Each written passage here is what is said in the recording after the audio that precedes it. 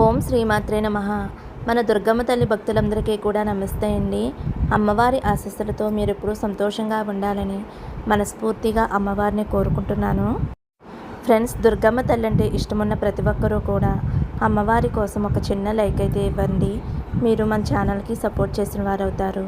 అలాగే మీకు ఎటువంటి కష్టాలు సమస్యలు ఉన్నా సరే, ఎక్కడెక్కడో జ్యోతిష్యం చెప్పించుకుని ఎటువంటి ఫలితం లేక ఇబ్బంది పడి ఉంటే కనుక ఒక్కసారి నేను చెప్పబోయే ఈ గురువు గారిని కాంటాక్ట్ అవ్వండి.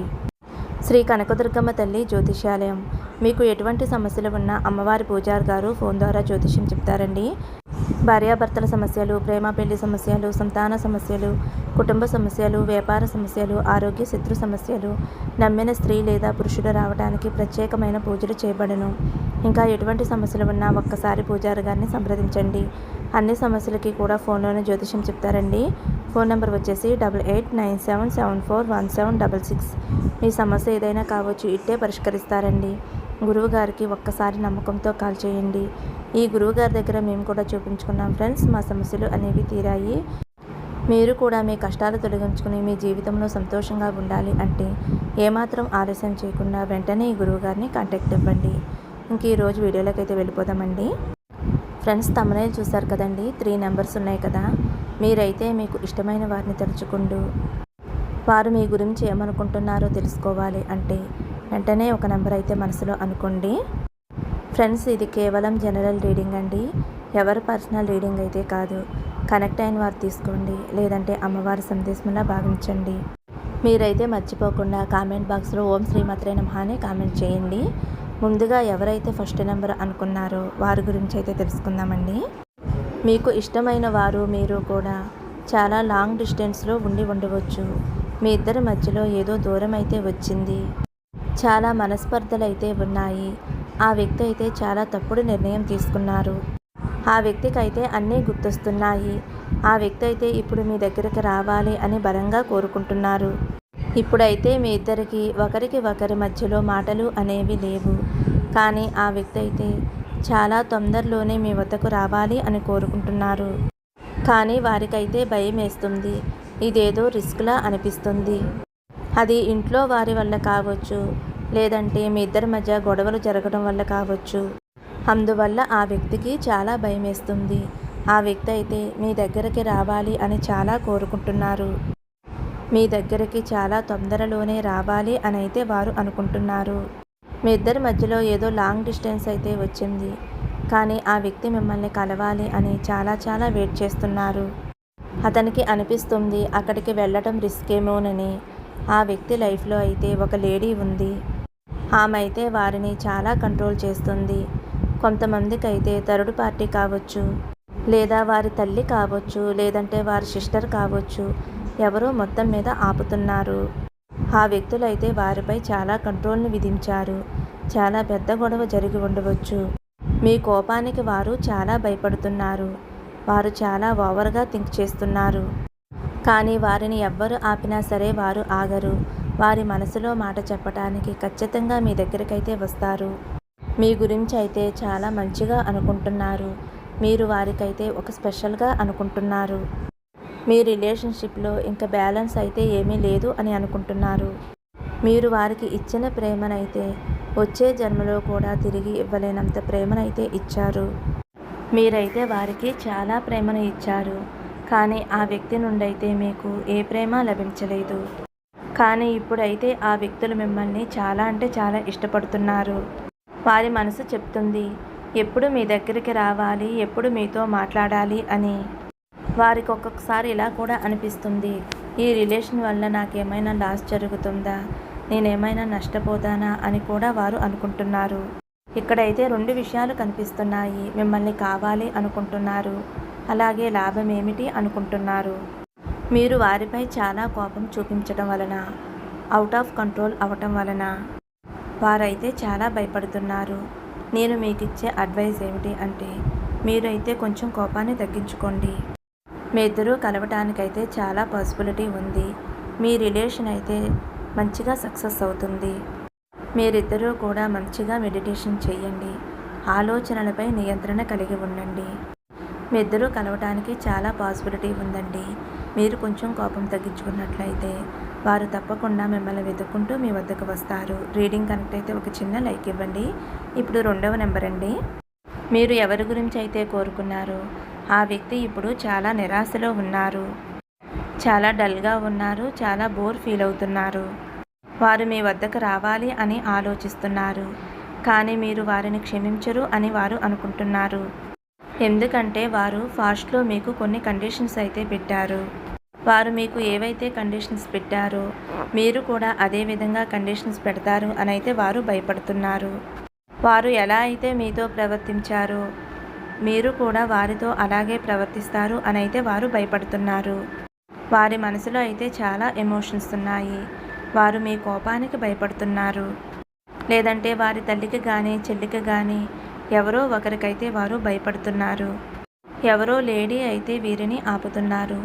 మనం మొదటి నెంబర్ చూసినప్పుడు కూడా లేడీ కనిపించింది. ఇక్కడ కూడా అదే విధంగా జరుగుతుంది.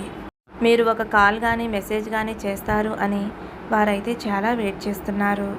వారి నుండి అయితే కాల్ కానీ మెసేజ్ కానీ రాదు. ఎందుకంటే వారైతే వెయిట్ చేస్తున్నారు మీ నుండి కాల్ కానీ మెసేజ్ కానీ వస్తుందా అని.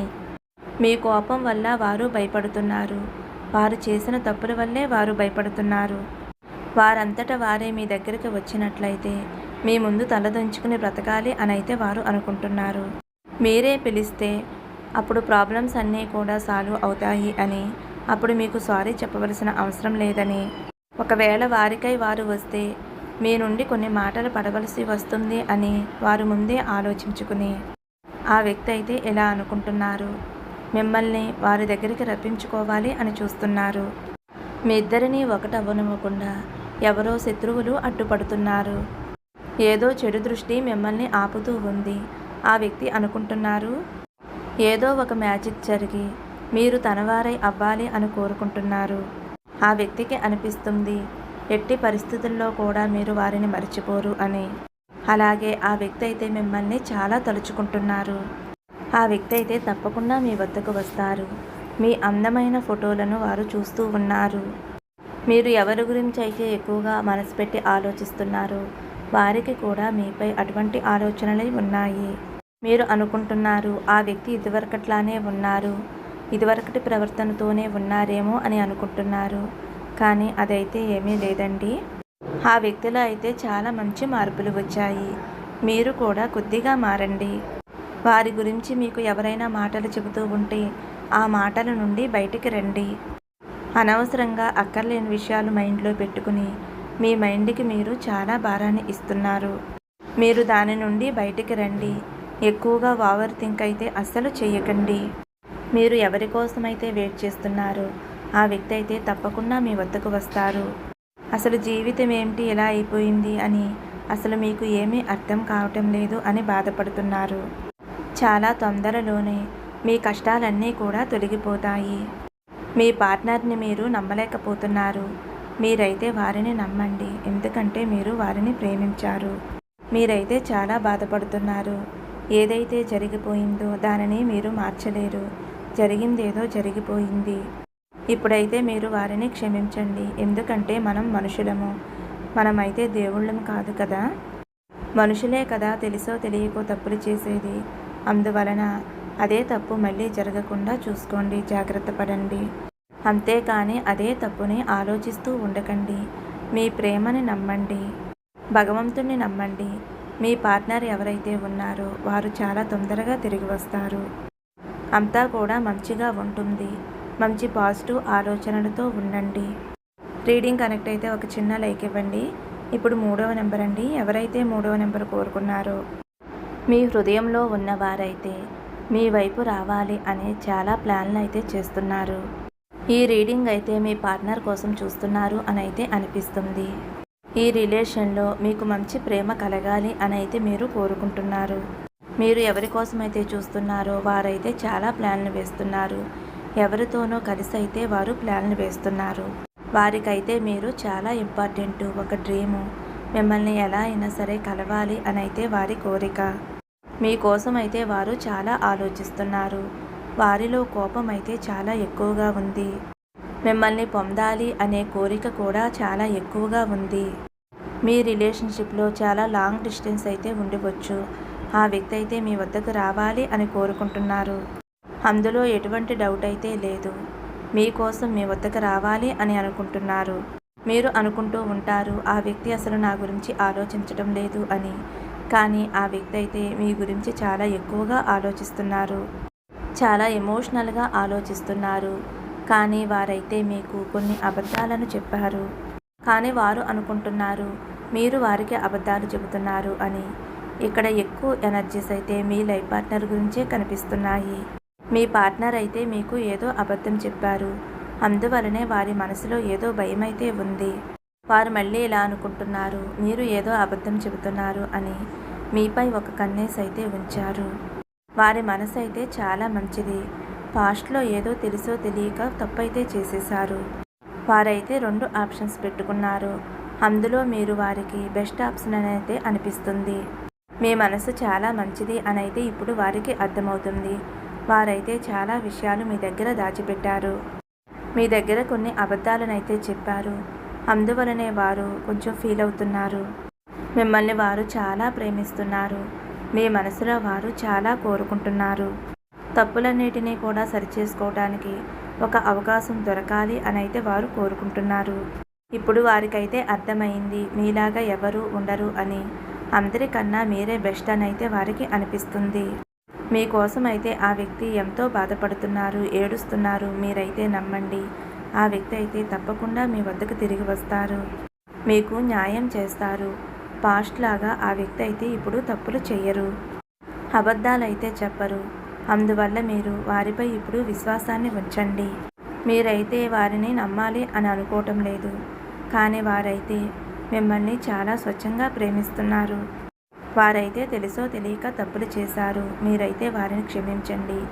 వారైతే మీకు చాలా పర్ఫెక్టు. ఆ వ్యక్తి అయితే పూర్తిగా మారిపోయారు.